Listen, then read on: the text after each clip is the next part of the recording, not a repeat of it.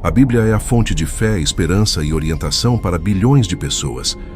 Mas será que ela contém uma contradição sobre a própria natureza de Deus? Em um trecho das Escrituras Sagradas, encontramos a afirmação de que Deus não é homem para que minta, nem filho do homem para que se arrependa, conforme está escrito no livro de Números, capítulo 23, versículo 19. Em outra passagem bíblica, lemos que todo dom perfeito vem do Pai das luzes, em quem não há mudança nem sombra de variação, como diz o livro de Tiago, capítulo 1, versículo 17. Deus é imutável, perfeito. Mas em outro momento, a Bíblia declara que o Senhor se arrependeu de haver feito o homem sobre a terra, e isso pesou em seu coração, segundo o livro de Gênesis, capítulo 6, versículo 6. Como assim? Um Deus onisciente que sabe tudo, que não muda, pode se arrepender como um ser humano que cometeu um erro? Para muitos, isso parece uma contradição gritante, uma prova de que a Bíblia seria falha. Mas será que existe uma explicação? Vamos desvendar esse mistério juntos. O problema é claro. Por um lado, a Bíblia ensina que Deus é imutável, verdadeiro, e que sabe o fim desde o começo, como afirmam as passagens de Números e Tiago que mencionamos. Por outro lado, temos a declaração em Gênesis, onde a palavra hebraica nacham é traduzida como arrepender-se, sentir pesar ou consolar-se. Outro exemplo aparece no livro de Jonas, capítulo 3, versículo 10, onde está escrito que Deus viu o que os ninivitas fizeram, como se converteram do seu mau caminho, e se arrependeu do mal que tinha dito que lhes faria, e não o fez. Para os críticos, isso é uma prova cabal de contradição. Como um Deus perfeito e onisciente pode se arrepender? Ele não sabia que o homem pecaria. Ele cometeu um erro ao criar a humanidade. Se interpretarmos a palavra arrepender-se no sentido humano e literal em Gênesis, enfrentamos um problema teológico sério. Isso sugeriria que Deus foi pego de surpresa, que ele erra, que muda de ideia como nós. Isso contraria tudo o que a Bíblia ensina sobre sua perfeição e soberania. Tentar aplicar uma interpretação literal a tudo, sem considerar o contexto e a linguagem, pode levar a grandes equívocos. Pense bem. Se Deus se arrepende como um homem, significa que ele não previu as consequências de seus atos? Que sua criação foi um erro de cálculo? Como diz o novo comentário da Bíblia, é impossível conceber o Deus onisciente lamentando-se por algum movimento em falso. Um Deus que sabe todas as coisas não lamenta erros. Então, como entender essas passagens difíceis sem comprometer a onisciência e a imutabilidade de Deus? A chave para essa questão é uma ferramenta de interpretação chamada antropopatismo. Essa palavra vem do grego anthropos, que significa homem, e patos, que significa sentimento, paixão ou emoção. Antropopatismo é uma figura de linguagem em que sentimentos e emoções humanas são atribuídos a Deus. Por que a Bíblia faz isso? Porque Deus é infinito, transcendente, e seus pensamentos estão muito além da nossa compreensão. Para que possamos entender, ainda que parcialmente, sua perspectiva e suas reações aos nossos atos, os escritores bíblicos, inspirados pelo Espírito Santo, usaram termos humanos que podemos relacionar. É como um pai amoroso que diz ao filho rebelde: "Você partiu meu coração." Ele não está falando de um problema cardíaco literal, mas usando uma linguagem poderosa para expressar a profundidade de sua dor e decepção. Ou como um juiz que estabelece uma sentença severa, mas a altera se o réu demonstra arrependimento genuíno. A mudança não está na lei ou no caráter do juiz, mas na resposta à mudança do réu. Essa verdade sobre o antropopatismo não apenas resolve a aparente contradição sobre o arrependimento de Deus, mas também nos convida a refletir sobre algo ainda mais profundo: o coração de Deus em relação a nós. Quando a Bíblia usa essa linguagem humana, ela nos revela que Deus não é um ser distante, alheio às nossas escolhas. Ele é um Deus que se importa, que sente a dor do nosso pecado, mas que também se alegra quando nos voltamos para Ele com um coração arrependido. Pense nisso. O Deus que criou os céus e a terra, que sustenta todas as coisas com sua palavra, escolheu se comunicar conosco de uma maneira que podemos entender, usando palavras que tocam nossas emoções e nos aproximam dele. No relato do livro de Gênesis, onde lemos que Deus se entristeceu profundamente ao ver a humanidade corrompida, também vemos seu amor, pois mesmo ao trazer o juízo do dilúvio, ele preservou Noé e sua família, um sinal de sua graça. Na história de Nínive, conforme narrado no livro de Jonas, percebemos sua misericórdia, pois ele poupou a cidade quando seus habitantes se converteram do seu mau caminho. Isso nos ensina que Deus está sempre pronto para responder ao nosso arrependimento com perdão e restauração.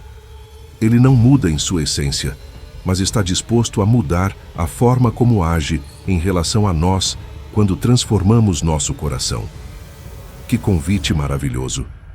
Talvez você esteja carregando o peso do pecado ou da dúvida. Saiba que o Deus imutável, que nunca falha, está de braços abertos, esperando sua volta. Ele não se surpreende com nossas falhas, mas se alegra quando nos voltamos para Ele com um coração quebrantado. Essa maneira de Deus se comunicar nos desafia a estudar sua palavra com humildade, buscando compreender o contexto e as figuras de linguagem que ela usa. Longe de ser uma contradição, o antropopatismo é uma prova do amor de Deus, que se inclina para falar conosco em nossa linguagem, para que possamos conhecê-lo mais. Que tal mergulharmos mais fundo na palavra, confiando que cada versículo, mesmo os que parecem difíceis, tem uma verdade que pode transformar nossa vida e fortalecer nossa fé? Deus é fiel, sua palavra é verdadeira, e Ele está sempre nos chamando para mais perto dele. Agora voltemos ao texto que diz que o Senhor se arrependeu de haver feito o homem sobre a terra, e isso pesou em seu coração, conforme encontramos no livro de Gênesis, capítulo 6, versículo 6. Com a chave do antropopatismo, o que isso significa? Primeiro, significa um profundo pesar divino. Deus, em seu infinito amor e santidade, sentiu uma tristeza indescritível ao ver a humanidade, criada à sua imagem, afundar na maldade e na violência. A imagem de Deus no homem estava corrompida, e ele não se comprazia mais nisso, como disse Joseph Angus. Segundo, significa uma mudança na ação divina.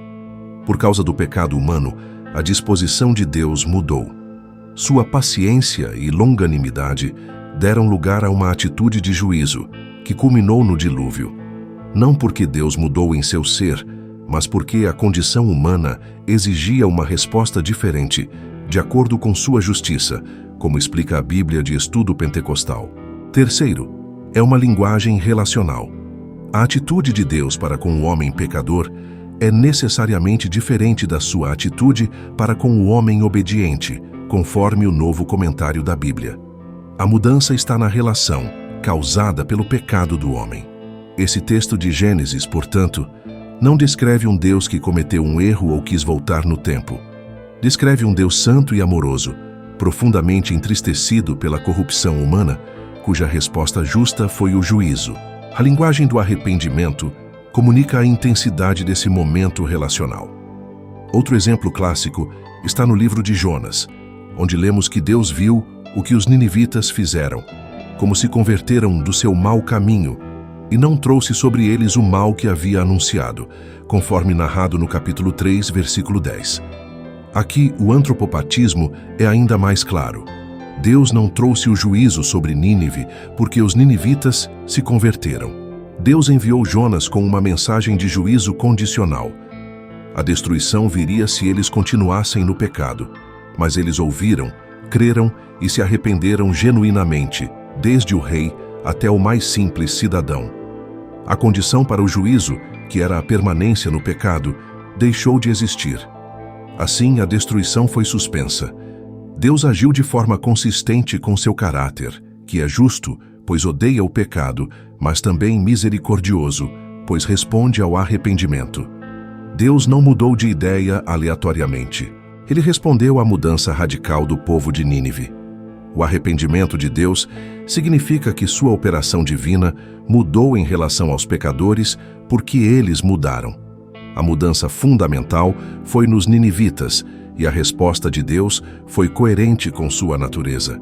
Assim, a Bíblia não se contradiz. A aparente contradição desaparece quando entendemos o antropopatismo. As Escrituras afirmam que Deus não é homem para que minta, nem filho do homem para que se arrependa, como lemos no livro de Números, capítulo 23, versículo 19. Também declaram que nele não há mudança, nem sombra de variação, conforme está no livro de Tiago, capítulo 1, versículo 17. Essas passagens estabelecem a verdade fundamental sobre seu ser imutável e perfeito. Expressões como Deus se arrependeu em Gênesis ou Jonas são linguagem antropopática, que usa termos humanos para descrever o profundo pesar de Deus pelo pecado, uma mudança em sua ação ou relacionamento conosco em resposta às nossas ações, e a intensidade de sua reação para que possamos compreender. Longe de ser uma contradição, essa forma de comunicação revela um Deus que interage conosco, que se importa profundamente com nossas escolhas e cujo coração, falando humanamente, é afetado por nossa rebelião ou nossa volta para Ele. Ele é constante em seu caráter, mas dinâmico em seu relacionamento conosco. Essa revelação sobre o antropopatismo transforma a forma como entendemos as Sagradas Escrituras. O que parecia uma contradição se torna uma demonstração do amor de Deus, que escolhe falar nossa linguagem para que possamos compreender sua santidade, sua justiça e sua misericórdia. Quando lemos que Deus se entristeceu com o pecado da humanidade, ou que mudou sua ação diante do arrependimento de Nínive, não estamos diante de um Deus que erra ou hesita, mas de um Pai celestial que se relaciona conosco, que sente profundamente nossas escolhas e nos convida a voltar para Ele. As passagens que declaram que Deus é imutável, que não mente nem se arrepende como homem, nos dão a certeza de que Ele é fiel e constante.